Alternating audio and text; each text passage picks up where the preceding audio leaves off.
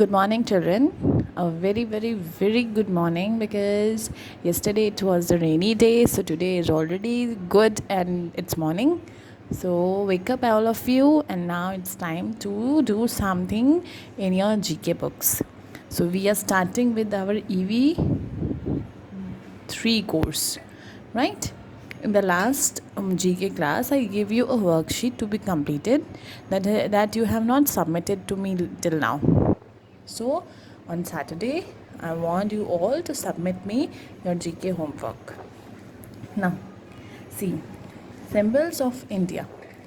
Our national flag और tricolor has three main colors, right? हमारा जो national flag होता है जिसे हम तिरंगा बोलते हैं उसको हम tricolor भी बोलते हैं. क्यों? क्योंकि tri means three. Tri का मतलब होता है three and color means color, you already know. अब इसमें थ्री कलर्स कौन से होते हैं अच्छे से पता है, बट उसकी मीनिंग भी हमें पता होना चाहिए. द सैफरन, अब जो हम ऊपर ऑरेंज कलर बोलते हैं ना, that is not orange, that is saffron colour. Saffron colour stands for sacrifice. Saffron colour का मतलब क्या होता है? सेक्रीफाइस. सेक्रीफाइस मतलब जब हम किसी चीज़ को दे देते हैं, जब हम किसी चीज़ की परवाह किए बिना कुछ काम करते हैं. जैसे कि सैक्रिफाइस का मतलब होता है त्याग देना, बलिदान देना, राइट? जैसे कि जो हमारे फ्रीडम फाइटर्स थे जिन्होंने हमें ब्रिटिशर्स और जो हमारे रूलर्स थे उनसे हमें आज़ादी दिलाई. हम लोग independence day, Republic day celebrate करते हैं ना, ठीक है? तो उसमें क्या था कि वो सोल्जर्स थे, खूब सारे लोग थे जिन्होंने अपनी जान की परवाह किए बिना हम लोगों के लिए फ़ाइट किया, राइट? उनका हमारे से कोई ब्लड रिलेशन नहीं है, but still they fight for us. अब जैसे कि आप देखोगे जो हमारे बॉर्डर्स पर सोल्जर्स होते हैं, आर्मी के, एयरफोर्स के, नेवी के, ये लोग क्या करते हैं? ये लोग हमारी सेफ्टी एश्योर करते हैं, राइट? ताकि कोई भी दूसरे जो देश का एनिमी है वो हमारे कंट्री में आके हमें कोई नुकसान नहीं पहुंचा सके, राइट? पुलिस हुए और भी काफ़ी सारे लोग होते हैं, ये क्या करते हैं? सैक्रिफाइस करते हैं. किसको? देखो, वो सब कुछ सैक्रिफाइस करते हैं. वो अपने घर पे कभी नहीं रहते हैं, उनको हमेशा बॉर्डर्स पे ऑन ड्यूटी रहना पड़ता है, राइट? उनको क्या करना पड़ता है? उनको वहाँ पे प्रॉपर खाना भी नहीं मिलता है. वहाँ कभी बहुत गर्मी होती है, कभी बहुत ठंड होती है, लेकिन उनको एडजस्ट करना पड़ता है, ठीक है? तो वो ये सब किसके लिए करते हैं? हमारे लिए करते हैं. वो अपनी सारी फेवरेट चीज़ों को छोड़ देते हैं, राइट? उसको बोलते हैं सैक्रिफाइस. जब आपकी बहुत कोई चीज़ आपको बहुत प्यारी होती है लेकिन आप किसी और के लिए या किसी भी चीज़ के लिए आप उसको छोड़ देते हो, ठीक है, ताकि दूसरा इंसान हैप्पी रहे, उसको बोलते हैं सैक्रिफाइस. सो सैफरन कलर का मतलब होता है सैक्रिफाइस. द वाइट कलर जो मिडल में होता है, white colour stands for peace. Peace का मतलब होता है शांति, ठीक है? And the green colour, green जो नीचे यहाँ पे लोवेस्ट होता है, स्टैंड्स फॉर प्रोस्पैरिटी. प्रोस्पैरिटी मतलब कि हमारे पास में कभी भी किसी चीज़ की कोई भी कमी नहीं रहे, हम लोग सब बहुत अच्छे से रहें. सो हमारा फ्लैग जो होता है उसका मीनिंग क्या होता है? सैक्रिफाइस. आप हमेशा अपनी चीज़ों के लिए को सैक्रिफाइस करो फॉर अदर्स हैप्पीनेस. हम पीस, आप हमेशा लोगों के साथ में शांति बना के रखो.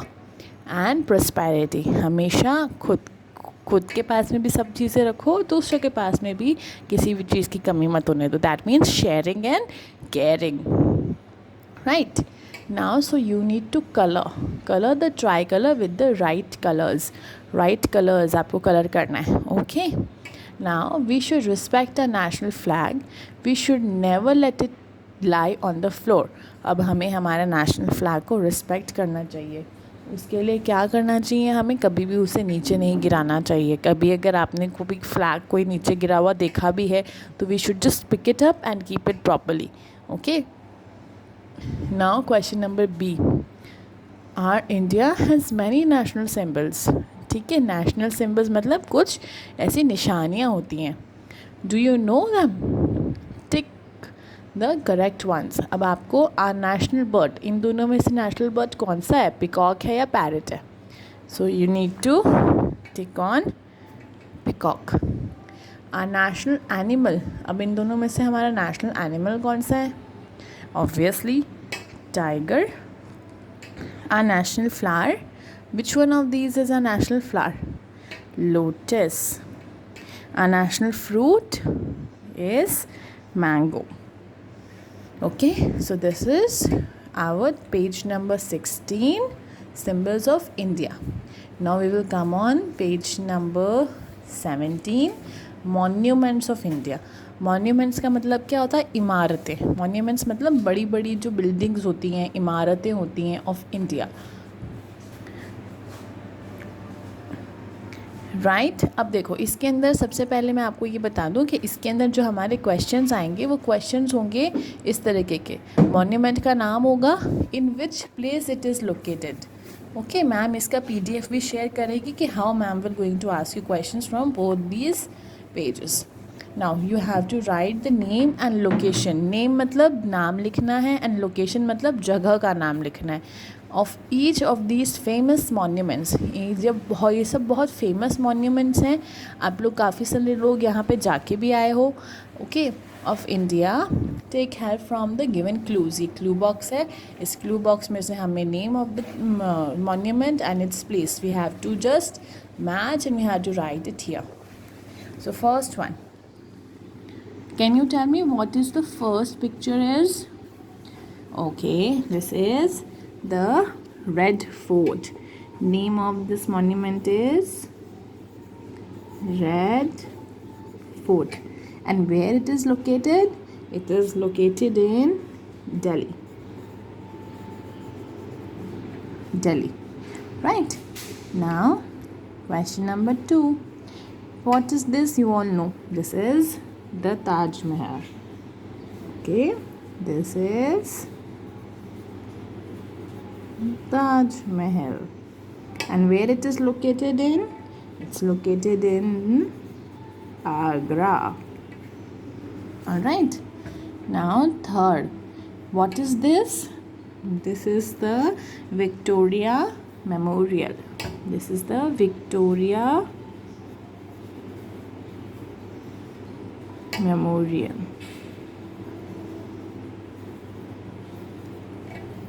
And where it is located? You are going to, it is located in Kolkata. Right. Now this is, what is this? This is India Gate. So this is the gateway of India. Gateway of India. अभी जैसे ma'am से mistake हुई वैसी आपसे नहीं होनी चाहिए. Okay, आप लोग तो स्मार्ट हो, जल्दी से लर्न कर लेंगे. Now Gateway of India is located is where is the location? The location is Mumbai. Right. Now this is, what is this? This is the Golden Temple.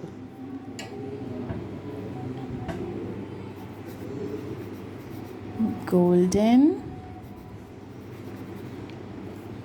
Temple. Right. Now Golden Temple is located where? It's located in Amritsar. Amritsar. Right. So now this is complete. Now I will going to ask you a question like, where is the location of Red Fort? Where Red Fort is located? Okay. Or I can ask you which famous monument is located in Delhi. तो आपको उसके लिए आपको क्या करना है? Name भी learn करना है, इसका स्पेलिंग भी लर्न करना है, लोकेशन भी लर्न करनी है. So you need to learn each and everything. Okay, so now today we have done page number 16 and 17. On Saturday I want you all to submit this to me. All right, good day kids. Bye bye, have a nice day.